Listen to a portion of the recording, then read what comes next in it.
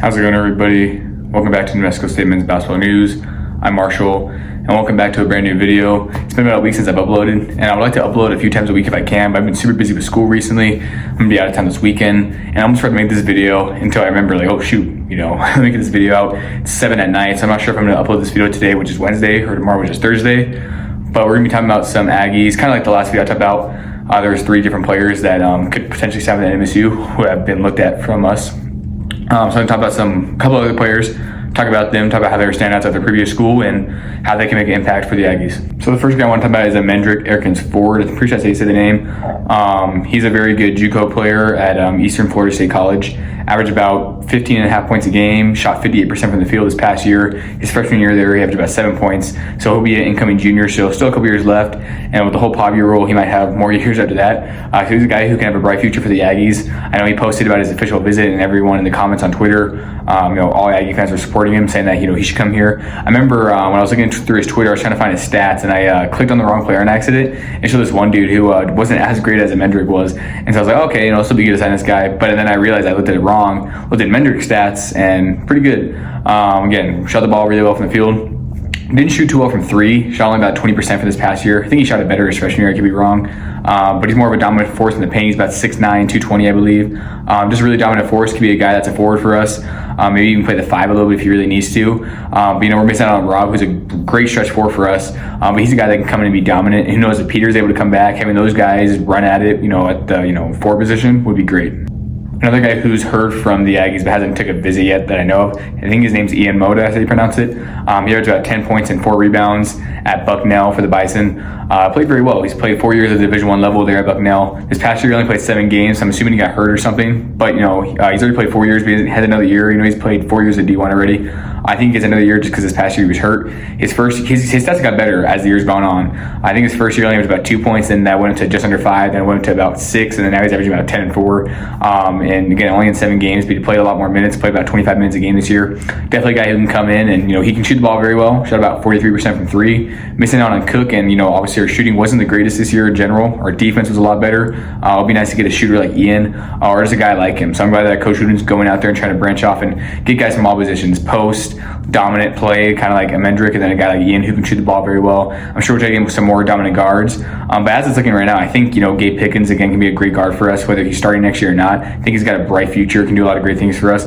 It's actually funny, before I came in here, I actually ran into Marvin Cox and Jacoby Osborne. So I didn't talk to them, but I just saw them from the back right before I was about to make this video. So I think those 3 guys are for sure staying, Gabe, Marvin, and Jacoby. But Xavier Johnson, he just entered the portal. As you guys know, he only played about 9 games, only averaged about 2 minutes a game, averaged just under a point. He had 1 game where he had 5 points against the Southwest, University of the Southwest, and he was playing in New Mexico Junior College. So it's kind of funny, familiarity there, in Hobbs.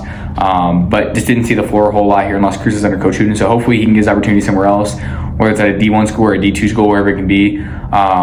So, a lot of guys, a decent amount of guys have entered the portal, like Zadi, Carl, Edward, Xavier. Obviously, Zadi played a big role for us, but the rest of those guys, they were great contributions when they played, but they're not super big losses at the end of the day. I'm super glad that the freshmen are staying. Again, 100% sure they're staying pretty much just because, again, I made posts about them and people have commented about how they want them to stay, and I make comments and posts that I want them to stay as well, and they've liked those posts. So pretty good chance that they'll stay. Again, if Peter and Jaden can stay, that'd be awesome. And we also have Anthony coming in. We have those 2 freshmen coming in. It'll be really good for us. And Coach Wooden's already on the recruiting, challenge, which is nice. That's why I'm kind of excited for college basketball season to be over. Final Four would be fun to watch, even though it's all 1 seeds for the first time since 2008. It's actually kind of funny because the games are on April 5th and 7th in San Antonio, which is how it was in 2008 also, when it was the last time all 4 1 seeds were in the tournament in the Final Four. I just heard a story about that for Crimson Wire, which is the room I'm in right now. My point being is that when the season's over, a lot more guys will probably start to sign. That's usually how it works. It's how it was last year. And I remember I was at a baseball game, we signed Peter, and I saw Coach recruiting some guys. I actually saw Mendrick on his official visit at Taos. I was eating on Friday, and then at the baseball game that same day, he was there with them. The whole coaching staff was there. So I'm hoping that he likes it. I'm not sure what other schools he's heard from, but hopefully he has a good chance of signing here because I feel like he'd be really dominant, and it's the school for him. As for Ian, I know he's heard from a couple other schools as well. I think it was like, what is it, East Tennessee? I can't remember. I know he's heard from a couple other D1 schools. Hasn't took a visit here yet, but it'd be great to get a guy that can shoot the ball very well like him, and hopefully a guy that, you know, we can keep all year long. And I think he's only gonna have 1 year, but 1 year is better than none. But you know, we have a good balance of young guys, and we can get a good balance of, you know, some older guys as well, some veterans. That really helps out. That's huge. I don't plan on making this video too long, just an update on a couple guys. But I do want to bring you guys a video soon where I talk about former Aggies and what they're doing now. Guys like Serge Bright Rice, Teddy Allen, Tanash Petway, Femi Udikali, Yak, all guys I posted about on my you know, Instagram and Twitter, and here on YouTube community posts. I'm posting a lot more shorts videos recently. They're starting a lot with shorts videos now, so you can actually get a lot more. The way they used to do it is like the video had to be watched in full since they're, you know, they're short videos. But now, as long as you only like click on it, you can literally click on it for like a second, go off, and it'll count the view. So my past 3 shorts videos have got a lot of views. So I'm gonna continue to post those Blazer ones. Once those are done, I'll probably post some football ones at the pro day. I'm also going to go to the Aggie spring game this weekend, so probably get some videos of that, maybe even post other sports videos. I know it's just strictly a basketball channel, but it's nice to give updates about other Aggie sports, and the Blazers are my favorite team. Just for the shorts videos, I have no more basketball shorts videos to post, and I want to get those views, and I thought that would really help out. So, I mean, let me know how you guys like those. Let me know how you guys are liking these videos. I'm not sure when I'll make that video about, you know, former Aggies and what they're doing now, but I do want to make that soon. I know I've been saying that for about a week or two, but again, it's been super busy. Haven't had a whole lot of time. I barely had time now. I almost forgot. So thankfully I didn't. Well, I did forget, but then I remembered last second before I went back to my room after Taos. I was with some friends like an hour and a half, and my friend Wally was talking about his YouTube channel. I was like, oh, I need to probably upload mine. We are currently at 798 subscribers, guys. So please hit that subscribe button so we can hit 800. It's funny, every time I get to like a certain milestone like that, like I say, I get to 600, right? It'll go down to like 599 or 598, then I'll go back up to 600, then go back down. And then I'll go once it gets up to like, you know, 10 plus, then I'm usually fine.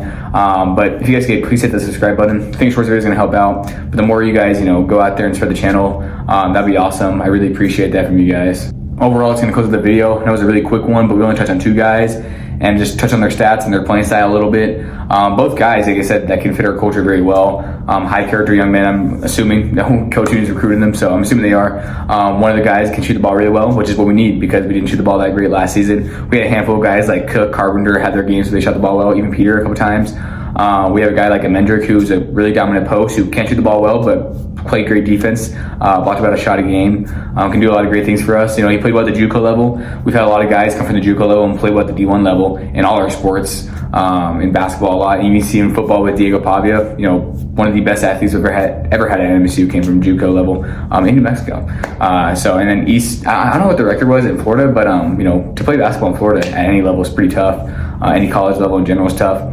So really excited to see what these guys do. I don't know why. I have a good feeling Mendrick will sign here. I'm not sure about Ian just because, you know, I haven't heard a whole lot about him. I haven't seen him come on a visit. But the fact that Mendrick came on a visit, and like it looked like when I saw, you know, he was enjoying the coaching staff, you know, he's with his family, like, you know, Taos was actually really good the day he went. A lot of times when I see the athletes go to Taos, it's not good, especially when not on a visit. So like, oh dang, they might not like that. But the day he went, it was actually really good. It was a Friday, which is surprising because Friday's not always the greatest food in the world. But it was good that day. Maybe they're doing it on purpose to get him to come here. So if he does end up coming here, I called it. But again, we don't know until, you know, the future will tell us. I'm assuming we'll know in the next few months or less about both these guys. Again, thank you guys so much for watching this video. I'll keep you guys updated on any big news that comes up and try to get it out as soon as I can. I'm honestly might try to get this video out tonight. So if you guys see this, I just made this video right now. I also might try to get it tomorrow on Thursday if I run into any difficulties. But I'm rambling on once again. Thank you guys so much for watching, and I'm out.